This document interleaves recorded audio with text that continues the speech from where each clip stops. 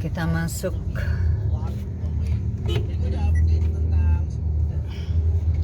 Kita masuk ke pintu gerbang Soneta Record. Yes. Mana ya parkirnya? Situ aja.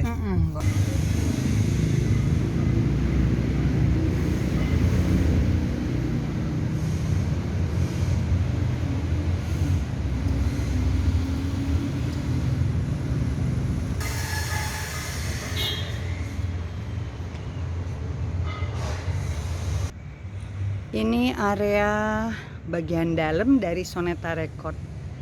Areanya besar, guys. Tuh. Tuh ada bangunan lagi dan ini lucu deh, studionya modelnya model kayak goa. Tuh, ya.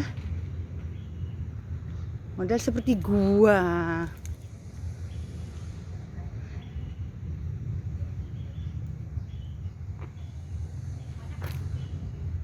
Nah, ini kita kayak masuk ke gua nih sekarang. Ini di studio nih, guys. Kita masuk ke studio Soneta Group, guys. Ini ada, ya, itu bagian operator barangkali di situ ya. Ini operatornya di sini lagi diperbaiki ya, Mas ya. Dan itu studionya di sana. Nah, ini kita masuk ke ruang studionya. Studionya besar ya, Debbie ya? Ini sudah latihan. Oh, sudah latihan. Oh, jadi kalau Soneta Group latihan di sini ya? Iya. I see. Oke. Oke. Iya, di sini sinyalnya ini. Siap. Hai netizen semua, apa kabar? Semoga semua teman-teman sehat semua ya. Dan kali ini saya bertamu ke tempat anaknya Haji Rhoma Irama. Siapa dia? Ini dia Debbie Oma Irama. Apa kabar Debbie? Baik, Mbak. Ya Aduh. Allah. Mbak Norma ini yang nggak tua-tua loh. Dari aku kecil sampai aku punya anak kecil dan punya cucu kecil. Mbak Norma segini ya. Punya cucu saya? Udah 6. Ah, ya Allah. 6 Mbak cucu aku. Astaga, kita aja belum punya cucu, ya ampun. Kalau Mbak Norma dulu nikahnya tertib kali, kalau aku kan itu gatalita, jadi nikahnya cepat. Gatalita, ya ampun. Oh, jadi udah nikah berapa kali kamu? Udah nikah 2 kali. 2 kali. Pertama sama anaknya Pak Kiai, tempat aku mondok sekolah dulu. Oh, yang di Probolinggo Yang itu di ya? Probolinggo. Apa sih pesantren apa namanya ya? Zainul Hasan. Zainul Hasan. Terus 7 tahun Heeh. dapat anak 2 perempuan. Oke. Terus pisah, Mm-mm. nikah lagi sama orang Malaysia. Heeh. Karena LDR nggak bisa, jadi Aduh, sedih kalau LDR ya. sedih. Tapi alhamdulillah dapat anak 1 laki-laki. Laki-laki. Itu berapa tahun kalau yang kedua? 2 tahun. 2 tahun ya. Ah, Jadi udah 2 kali nikah ya? Udah 2 kali Jadi nikah. sekarang kita statusnya sama nih. sama ya? Oh sama ya? Welcome to the club lah Mbak. Aduh, ya ampun. Sama-sama single parent. Ya, berat nggak sih jadi single parent saya? Aku sih enggak ya, enjoy aja. Enjoy aja ya. Tapi nggak nyangka loh dirimu kan umurnya di bawah aku. Kamu 50 Iya. kan? Aku kan 57, udah tua. Tuh kan lihat. Aduh. 57 aja kayak 50. Tapi udah punya cucu 6, Bu. Iya. Aku belum Lu punya hebat cucu. ya Mbak, 57 segini loh. Ya Allah. Coba. Alhamdulillah. Rahasianya mesti Rahasianya mau sedih, mau senang, happy. Dibawa happy terus Dibawa ya. happy sama jaga badan kali ya. Emang kalau ketemu tuh ya, aku nih kalau ketemu Mbak Norma nggak pernah tuh yang kelihatan lagi yang berkeluh kesah aja, nggak pernah, pasti yang gitu Lo ya. nggak tahu di belakang kayak apa. Iya ya. Iya. Gitu saya, ampun. Nah, teman-teman semua netizen, ini Debbie Oma Irama, ini anak tertua dari Haji Oma Irama, ya. Saudaranya ada berapa?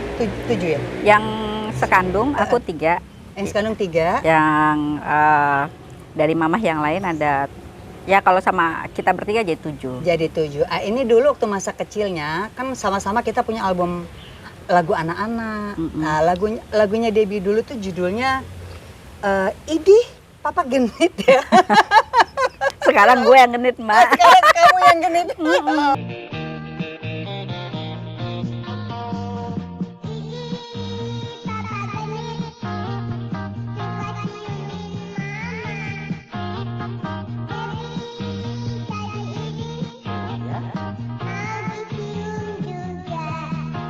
Lagunya judulnya gini nih.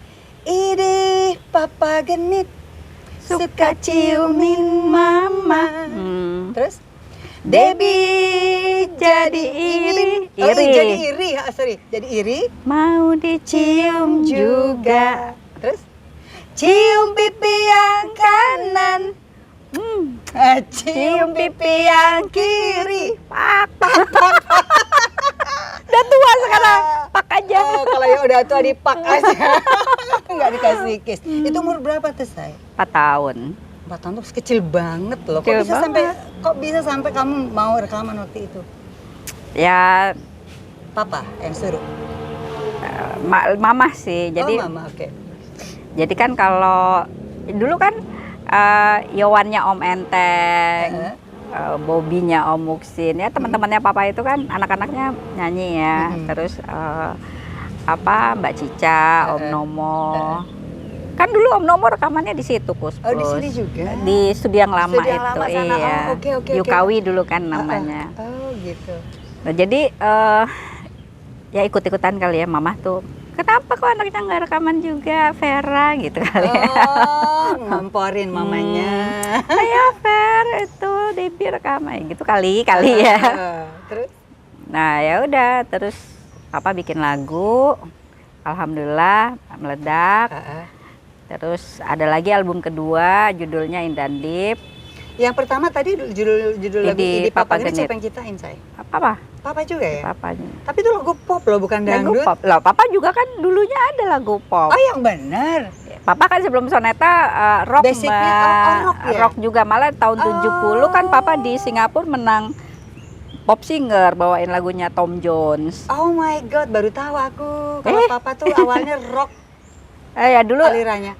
India rock gitu, terus oke. nge-pop juga. Nah, terus di tahun 70 ada kejuaraan, ada festival kan di Singapura, pop singer ASEAN. Papa juara 1 bawain lagunya Tom Jones. Terus tiba-tiba pindah ke dangdut lagi ya. Tiba-tiba lebih populer ya. Mengangkat musik orkes Melayu di revolusi menjadi dangdut gitu. Oke. Nanti kita bicara itu. Sekarang aku mau ngomong masalah lagu anak-anak kamu dulu. Selain lagu Idi Papa Genit apa dulu? Yang kedua Indan Deep. Indan Deep itu artinya apa sih? Indan Deep tuh Aku tahu tuh, aku pernah denger itu lagu. Iya, jadi itu mainannya anak Belanda gitu loh, Mbak, tepuk nyamuk. Permainan. Kalau kayak kita kayak gini-gini gitu ya. Oh, gitu. Iya, mungkin kalau Indan Deep tuh kalau sekarang tuh kayak cublak-cublak suweng gitu. Indan Deep tuh kali. mesti begini-gini juga? Nggak? Iya, itu mainan Indan Deep. Apa lagunya lupa gue. In dekat-dekit, in the budeman, Indan Deep PST gitu. Apa tuh PST gue nggak tahu. Ya, gue juga nggak tahu tuh. Nggak tahu ya, taunya nyanyi. Itu yang kedua. Yang ketiga? Cincin Ajaib, tapi itu drama musikal. Oh, itu drama musikal. Untuk show-show atau panggung Enggak, terbuka? itu kaset aja sih. Kaset juga, tapi dia cerita. Iya. Oh, kayak Cinderella kayak gitu-gitu ya? Iya, cuma kan kalau Cinderella ada show-nya, ada TV-nya, ada film layar lebarnya gitu kan. Nah, kebetulan pas waktu Cincin Ajaib itu kan aku udah mau menuju ke kelas berapa SD gitu ya. Nah, udah punya maunya sendiri. Karena aku memang nggak terlalu passion, Mbak, di dunia entertain itu. Oh, gitu. Jadi passionnya di mana? Kalau padahal kamu kan dari kecil udah orang taunya Debbie penyanyi, dikirain kamu tune in banget gitu di dalam situ. Terus Papiko juga kan sampai tahun 84 sama Tante Titi.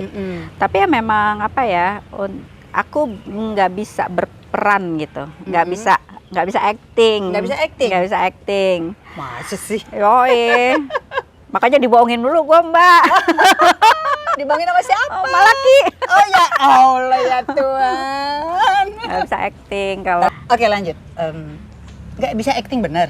nggak bisa. Ya bisa sih, cuma kayak ya dulu pernah ikut sinetron apa ya dulu tuh. Jadi itu aja sih pemeran pembantu Tapi sekali. bisa kan itu acting, Say.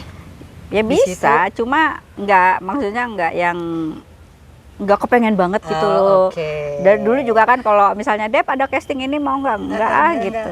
gitu ya. Terus aku kan orangnya casual banget Mbak, sebenarnya aku tuh nggak suka yang make up apa gitu-gitu. Mau yang biasa aja. Mau yang biasa. Inilah saya gitu.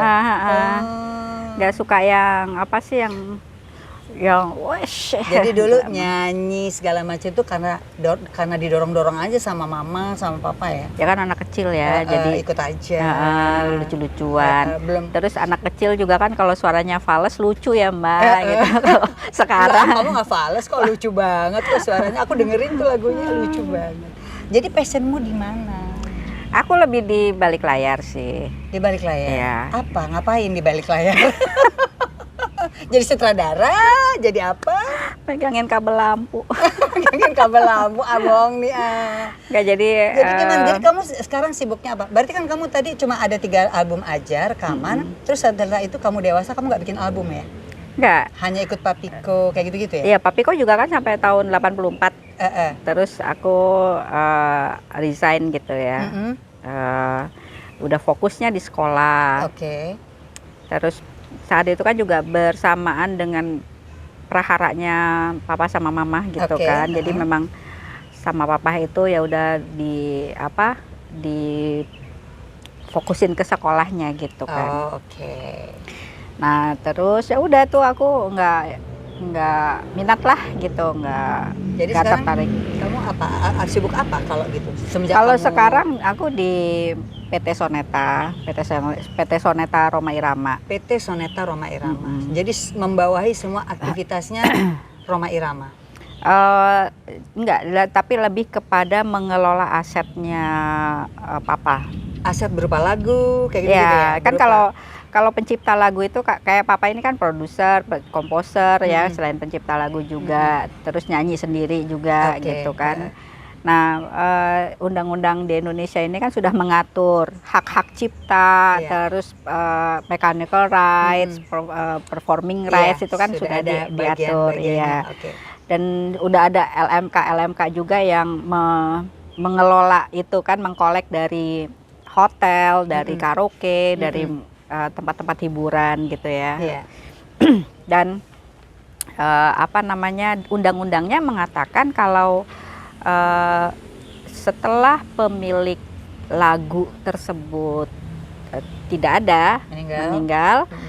Nah, sejak tanggal itu dan 70 tahun ke depan itu jatuh ke ahli waris, royaltinya sampai 70 tahun sampai ke 70 tahun ke depan. Nah kan 70 tahun itu aku udah beranak pinak juga nih, adik-adikku juga punya cucunya udah punya cucu. Iya, cucunya udah punya cucu. Jadi itu yang dipersiapkan sama papa.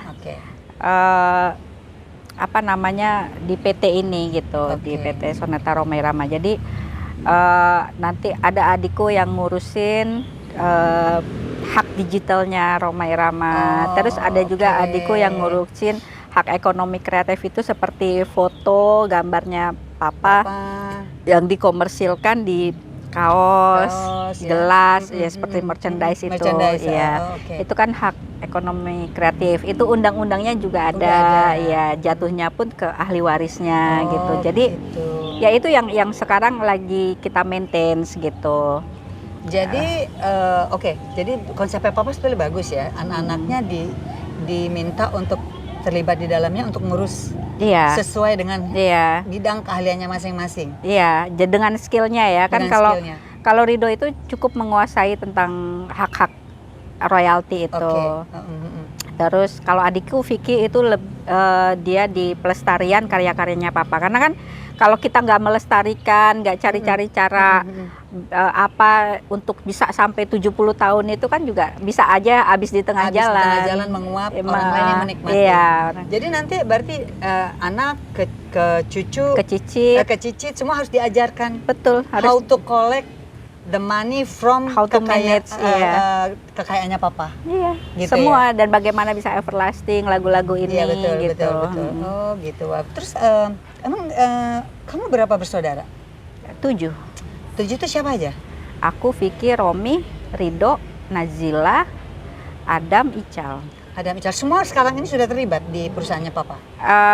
Secara tertulis ya, tetapi oke. untuk aktivitasnya belum, karena kan seperti, tapi kalau hak ekonomi kreatif seperti Nazila itu udah on. Iya.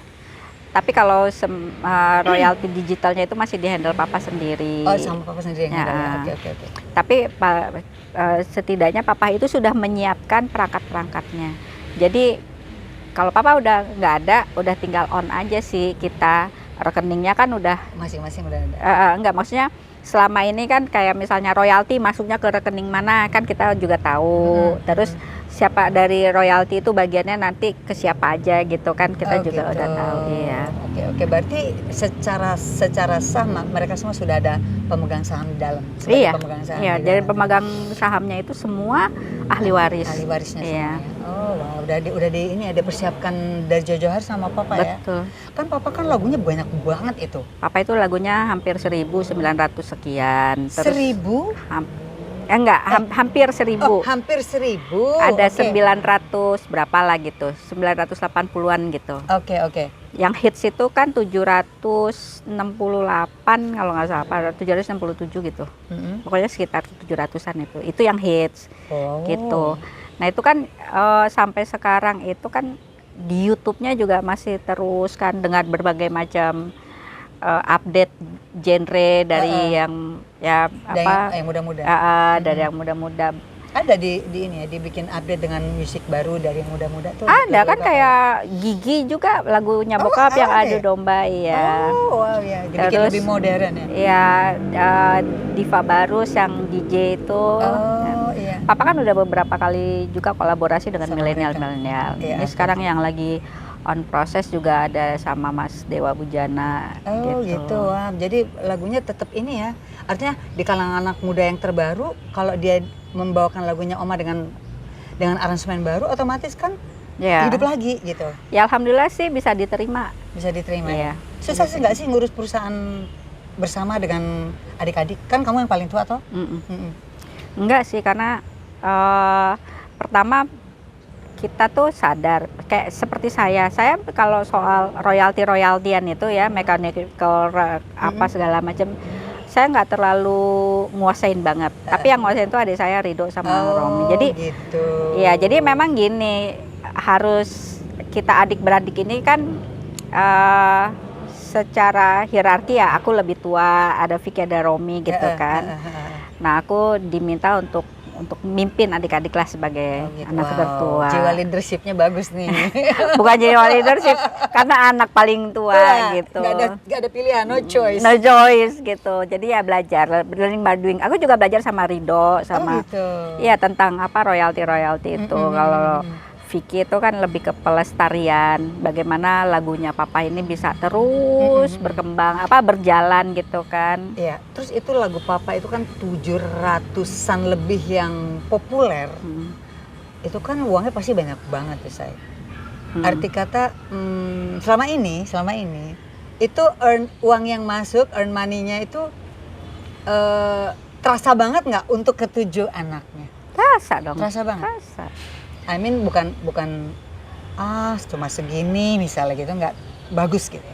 Kalau kita kan nggak secara detailnya papa dapat berapa ya, kita nggak taau ya. Gitu, oke. Tapi ya angka secara globalnya ngerti sih gitu, ngerti. Ya bagus. Ya, termasuk bagus gitu ya. Bagus. Oh, wow. Tapi memang kan papa ini komitmen lah sebagai orang tua. Dia sampai hari ini pun anaknya yang udah nikah pun gitu ya, yang udah keluar rumah pun gitu kan, nggak pernah beliau tuh kalau anaknya butuh ya tetap aja dibantu. Nggak usah bilang minta, kalau pas ketemu datang gitu dikasih. Iya. Enak banget. Papa itu gitu. Jadi kayak orang tua tuh apa ya? Walaupun dia tahu nih kita punya duit gitu ya, pasti tetap ngasih gitu. Kayak buat dia tuh kayak Dan papa itu kan nggak mau. Padahal nggak diminta ya saya. Nggak diminta. Baik banget papamu. Banget, Ya ampun. Nah ya, siapa sih yang nggak kenal Oma Irama ya? Semua seluruh Indonesia kenal karena beliau adalah King of Dangdut. King of Dangdut, Raja Dangdut di Indonesia ya. Nah kan, ya bukan rahasia umum ya Debbie ya, bahwa semua orang tahu papa tuh Poligami. pernah menikah beberapa kali, poligami segala macam ya. Terus ada beberapa masalah keluarga Debbie, misalnya kan kayak Rido sempat tersangkut masalah. Jadi di publik tuh kesannya kok it's not good gitu ya. Aku pengen tahu deh sebetulnya gimana di dalam keluarga Debbie sendiri. Bagaimana papa menghadapi anak-anak? Nah, papa ini Istri, mantan orangnya, istri, ya. ya. Papa ini orangnya sama anak itu bisa menjadi orang tua dan bisa menjadi sahabat, bisa Oh, jadi gitu? guru, iya. Papa itu bisa yang bercanda seperti teman sama anaknya, tapi tanpa menghilangkan respect anak-anaknya terhadap beliau gitu. Oh gitu, tetap anak-anaknya respect ya. Adikku yang udah setua bangka itu yang baru berumurnya 40 tahun itu, mereka kan merokok, tapi tetap tidak berani ngerokok di depan papa. Walaupun bercandanya tuh udah gaulnya udah kayak teman, tapi untuk ngerokok di depan papa, Oh, gitu. walaupun papa izinin, nggak berani. Nggak berani. Masih ada Rasa, menghormati, iya, respect. ada ya Oke, itu. oke. Jadi apa ya, papa itu kan dia ngerti Quran dan hadis. Jadi papa itu memang sangat menyadari bahwa setiap manusia itu kan ada menjalani proses kehidupan. Ya. Ya, kita juga menyadari jangankan seorang Roma Irama, anaknya Nabi Nuh aja ada yang durhaka, ada yang Iya, kuat, betul. ya kan? Namanya manusia gitu. Terus seperti Rido juga kan dia Tersandung lah. sempat ya. tersandung, tapi dari situ kan dia belajar Akhirnya. belajar sekali, dua kali gitu kan. Ya, artinya ada hikmah-hikmah yang pasti dia dapetin gitu. Sekali, sebenarnya yang kedua kali juga kan nggak gimana ya. Ya tapi memang ya itu dia mau ngasih hadiah ke temennya gitu ulang tahun. Tapi memang kenapa harus ada di kantongnya? Kenapa harus dia yang ngasih? Kenapa harus dia yang kayak seperti itulah. Tapi mudah-mudahan Rido sudah menjauhi hal-hal seperti itu kali ya. Iya, amin. Iya. Amin. Tapi kalian 7 bersaudara ini solid nggak? Maksudnya artinya gini, 7 saudara ini kan dari lain ibu. Ada nggak rasa iri atau ada pertengkaran gitu? Ada nggak? Nggak ada. Benar, Say. Iya. Oh, padahal kita mikirnya di luar, aduh kenapa Ruth begini nih ya keluarga gitu loh. Masa sih? Gitu. sih? Ya Enggak. mungkin karena ada problem masalah Rido atau ngelihat papa sempet sama Mama Vero, sama Mama Rika. Hubungannya gimana kalian? Baik aja. Baik aja. Rido juga sering ke rumah Mama Rika. Oh gitu. Aku juga sering ke rumahnya mamahnya Rido, ke mamahnya Rido gitu. Oh, jadi kalian ini ya, artinya hubungan silaturahminya bagus ya? Bagus. Aku memang kan semenjak SMP kelas 1 sampai aku nikah itu memang dirawatnya sama Mama Rika kan. Oh oke. Jadi udah deket dulu. Ya? Jadi kalau sama Mama Rika itu memang ada influence didikannya dia gitu. Tapi kalau sama mama-mama yang lain, aku dan adik-adik menghormati karena beliau kan istrinya papa. Beliau ibunya adik saya gitu. Jadi ya buat kita ya orang tua juga. Tapi karena kan nggak intens tinggalnya, dulu kan datangnya ya kalau pas papa lagi di sana seminggu sekali, seminggu 2 kali kita datang gitu. Tapi ke adik-adik itu dari kecil kan saya sekolah di pesantren sama Vicky juga sama Romi kan pesantren. Ya ketemu pas kita di Jakarta aja. Malah yang udah gede-gede gini malah lebih agak sering ketemuannya. Kita suka barbeque bareng. Oh, ayo bagus suka ya. hangout bareng misalnya. Nah, itu ya netizen kalau dengar dari ceritanya Debbie, mereka keluarganya sangat harmonis. Iya. Sangat memang bahagia, kita sangat nggak saling respect ternyata ya. Iya, kita cuma memang tidak mau publicity. Iya, itu kan private matters. Iya, karena buat kita itu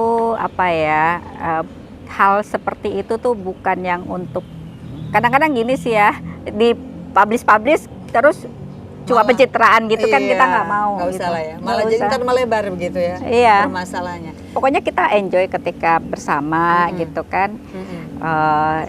Kita mau nginep di mana, di Novotel kah, di Bogor gitu kan, padahal rumahnya dekat gitu ya, ya? bareng. Oh gitu. Terus kita mau ngapain bulan ini, kan adikku yang Nazila ikut suaminya ke Malaysia. Jadi kalau dia datang kita barbeque, Kumpul-kumpul. ya di Oh, sini gitu. kayak barbeque atau di Wah, rumahnya happy. siapa gitu. Happy ya. Kita nanti lihat di YouTube-nya adik aku yang Vicky Roma Berkelana. Oh. Di situ di YouTube pribadinya dia memang dia masukin aktivitas adik beradik Oh gitu. gitu. Kamu nggak punya YouTube ngomong-ngomong? Udah sibuk ngurusin perusahaannya ini ya? Iya, Perusahaan Mbak. apa tadi? Nama PT-nya? PT Soneta Roma Irama. PT Soneta Roma Irama. Udah Iya. sibuk dengan itu ya. Iya. Selain kesibukan kamu di situ, ada kesibukan yang lain? Ada sekarang Papa lagi bikin perguruan Islam di Kerawang, Yayasan Roma Irama. Di situ aku ketuanya juga. Di situ gitu. tempat untuk ini ya, belajar agama. Iya, tapi pengajian. belum jadi, lagi dibangun. In progress ya? In progress. Daerah mana tuh? Kerawang, Truk Jambe Barat. Oh, oke. Lagi sekarang tahapannya lagi bangun masjid, terus kemarin Oh. ada temennya Papa yang mau nyumbang bikin bangunan sekolahnya 2 Oh, unit gitu. ya. Wow. Jadi kita lagi sekarang persiapan, kemarin pasang tiang pancang udah selesai. Baru yang panjang ya. Udah selesai, terus sebagian lagi bikin batako. Itu untuk tembok masjidnya juga. Ada banyak sumbangan lah intinya ya. Banyak Ada sumbangan. banyak sumbangan. Dan kamu ketuanya di sini. Iya, kita juga ada bidang usahanya Mbak.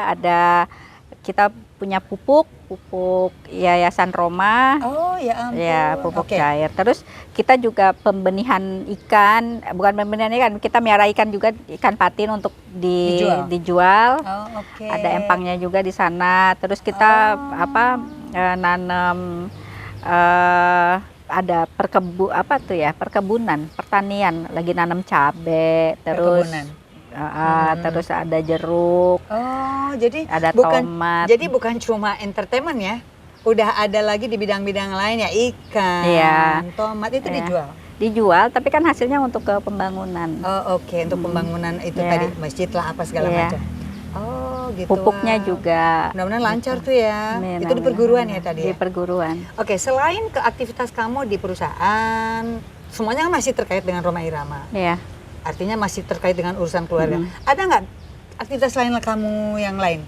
Yang Aktivitas yang lain? aku sendiri. Ha-ha. Dulu sih ada waktu pandemi, tapi sekarang enggak, aku konsentrasinya semua di amanah Papa aja, ngejalanin apa yang Papa Oh gitu. amanatin. Ngomong-ngomong ya. pandemi, kamu terdampak kah dulu? Banget, Mbak. Banget ya? Iya. Apa dampaknya? Mau cerita dong, karena semua juga berdampak. Sama aku juga gitu. Aku di rumah kayak orang bengong, bingung mau ngapain gitu. Kalau Debbie gimana? Aku gubrak. Gubrak. Tiba-tiba kantor tidak bisa beraktivitas kan. Ha-ha. Ya mau ngejalanin apa gitu kan, mau ngejalanin Karena semua kan stop, nggak iya. ada yang bisa ngantor juga. royalti juga kan dikoleknya dari karaoke, kafe segala gitu kan. macam, Nah, itu semua kan tutup. lockdown juga kan. Jadi nggak ada penghasilan. dari Iya, situ. off airnya Soneta 7 kontrak batal semua karena Jadi pandemi. semua langsung terjun iya. bebas ya. Terjun bebas juga. Gubrak banget gitu ya? Gubrak.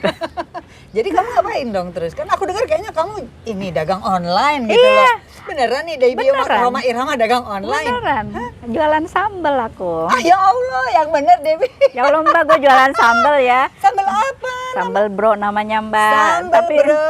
Tapi alhamdulillah tuh ya jalan. Maksudnya tuh gini, jualan sambal 35.000 tuh kan untungnya cuma 2.000 Mbak. Yang bener saya. Untungnya 2.000. Kamu jalanin hanya untung 2.000? Untung 2.000 dari Ya satu Allah, ya botol Tuhan. itu. Terus Untung gimana? 2.000. Ya udah surrender aja, pokoknya ya udah jalanin Pasrah. aja lah gitu. Pasrah Jalan. tapi nggak diem gitu Oke, kan. terus gimana? Tapi Kamu ngulik hasilnya- sendiri? Enggak, jadi itu yang bikin, yang produksi sambalnya tante aku. Oke, tante. Yang adiknya Mama Rika. Oke. Terus yang bangun usahanya itu adik aku yang Oke. Ical. Nah, Mm-mm. aku yang marketingin, penjualan Oke, gitu. oke, heeh. Oh. Gitu. Nah, dari situ ya aku jadi ngerti juga sih bagaimana kita belajar online. Aku juga kan jadi reseller baju Mbak, yang Oh, untungnya ya tuh ampun. dari 4.000 paling besar itu 10.000, Ya Allah 15.000. demi Allah, aku nggak nyangka loh kamu mau menjalankan satu usaha online yang untungnya cuma 2.000, 4.000, 5.000. Struggle lah, harus struggle. 10.000, ya Allah, Iya, jalanin Mbak, ya. jalanin. Yang penting ada aktivitas kali ya. Yang penting ya harus ada aktivitas.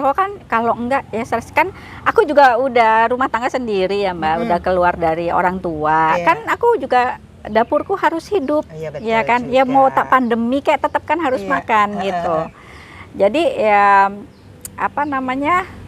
Ya udah struggle aja sih, lillahi taala, bismillah, Tapi la haula lumayanan wala kan? quwata. Lumayanan lah ya. Ternyata lumayan. Untuk pandemi lumayan ya. Jadi aku tuh nggak mikir hari ini aku kuantitinya berapa terjualnya, itu aku nggak mikir. Pokoknya aku jalanin aja Mbak. Oke. Hari ini ada order sekian, ya udah. Kirim. Mereka transferkan uangnya. Oke, Aku bayar pengiriman, aku juga transferkan. Jadi aku nggak pernah ngelihat cash flow-nya itu, sirkulasi keuangannya itu kan, kuantitinya berapa, berapa. Aku udah nggak. Karena aku gini, gue kalau ngitung nih, gue stres nih kan. Gue cuma iya kan Mbak, gue kalau ngitung gue stres nih. Ini paling cuma 20.000 nih, paling Ya Allah. gitu. Kan imagine aku gitu ya Mbak. Terus. Ya ditambah dengan yang reseller baju-baju itulah ya, aku ya mungkin pikiran aku nih, aduh paling berapa sih ya, 100 ribuan lah, 150 kan. Ya udahlah berapa aja gitu kan, ya udah. Ternyata pas di bulan pertama itu Mbak, aku mau bayar pembantu, aku mau beli modal dagangan segala macam gitu. Duitnya banyak loh Mbak di saldo gue gitu. Astaga. Itu ya saat itu ya Mbak, aku bisa menghasilkan di rekening aku ada hampir 900 ribuan. Ya Terus Allah. iya, terus aku bayar apa Bibi itu kan yang ngebantuin, sama aku belanja modal untuk yang sambalnya tambahan itu, yang ada sambal hijau yang aku tambahin itu. Wih, agak hujan nih. Cuma 80.000. Terus gimana? Iya, itu aku masih punya sisa hampir 600 ribuan lebih, 600 ribuan. Ya Allah, Dede. Kan gue amazing banget loh Mbak, di saat susah begitu ya, gue bisa punya duit sebulan 600.000 pada saat itu. Hujan guys, kita pindah yuk, pindah Ayo, situ yuk, pindah lagi. Pindah lagi, pindah yuk, pindah. Aduh guys, kita pindah dulu ya lokasi.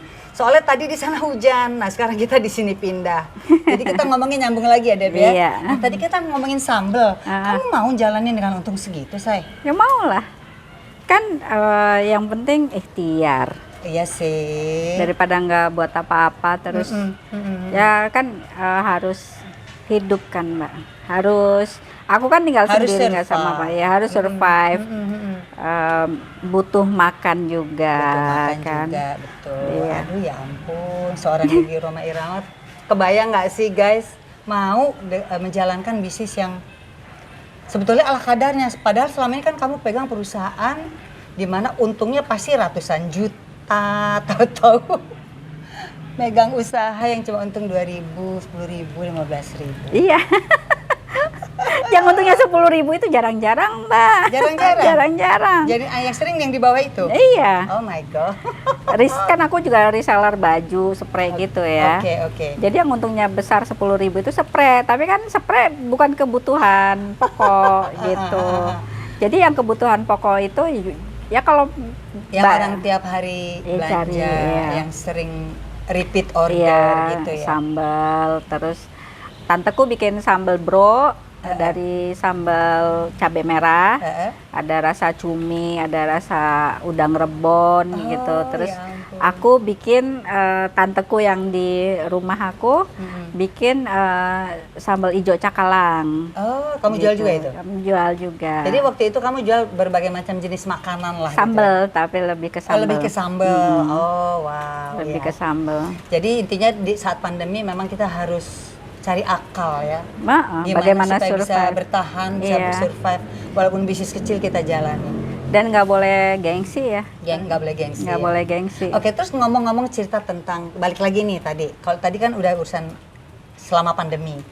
Ngomong-ngomong kan kalau dengar cerita kamu tentang papa, kelihatannya dia bisa membuat keluarga menjadi harmonis. Kok kamu sendiri malah bercerai-berai? Ya itu dia. Hah? Iya. Gimana tuh ceritanya? Jadi ya memang ya aku kurang sabar. Kurang sabar. Kurang sabar. Harus lebih sabar. Jadi kan ternyata kalau perempuan itu penyeimbang ya Mbak. Iya. Penyeimbang. Jadi